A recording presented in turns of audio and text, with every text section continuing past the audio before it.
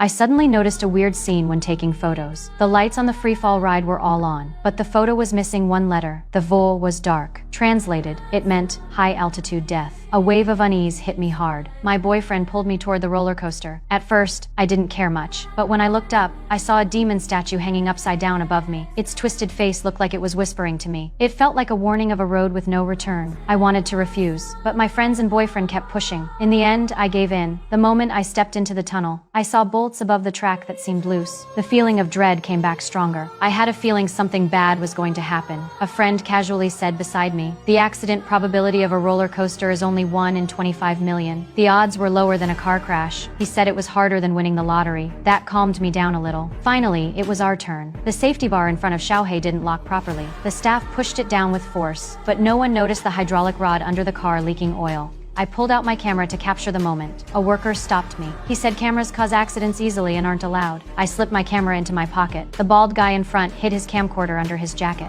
Just before we set off, Jack's hand accidentally touched the chewing gum. He threw it away in disgust. The button was pressed, and the ride slowly started. Everyone screamed with excitement. We shot up to the highest point of the track. The sudden drop brought a rush of adrenaline. Everyone was thrilled, but my fear only grew stronger. The first curve came fast. The bald guy pulled out his camera to film. Unexpectedly, the camera was thrown flying. It landed wrapped around the track. The next second, the wheels started to loosen. Sparks flew from the bearings. After 2 full spins, the cars broke apart. The first few carriages were thrown off. Jerry's safety bar broke, and he was thrown out. He was spinning through the air, almost unconscious. Jack reached out and caught him just in time. The coaster kept failing. It stopped on a hanging curve. Everyone was hanging in midair, one by one losing strength. Only Jack and I were still holding on. To get the car back on track, Jack told me to swing with him. We moved together with all our strength. The car finally slid back onto the track. But before we could feel relief, the whole ride suddenly plummeted. I screamed and opened my eyes. Luckily, it was just a nightmare. But what made me uneasy was hearing the staff's voice. He said exactly the same thing I heard in my hallucination. Even scarier, Jack's hand touched that piece of chewing gum again. Cold fear ran through me. This was not a dream. When the staff prepared to launch the ride, I broke down. As soon as the lock opened, I jumped out of my seat. I yelled that the coaster was going to crash and begged them not to ride, but they thought I was crazy. The park manager kicked us out. My boyfriend wanted to follow me, but the riders behind were impatient.